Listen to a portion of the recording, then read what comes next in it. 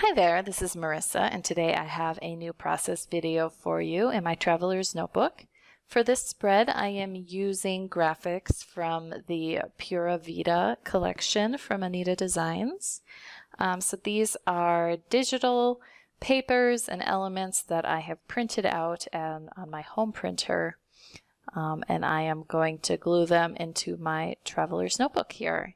So I have my photo here, which I also print from home. I do have a small Canon selfie printer, which just prints photos on like almost a 4x6 sized photo paper. It's a kind of slightly weird size, but it's pretty close to 4x6.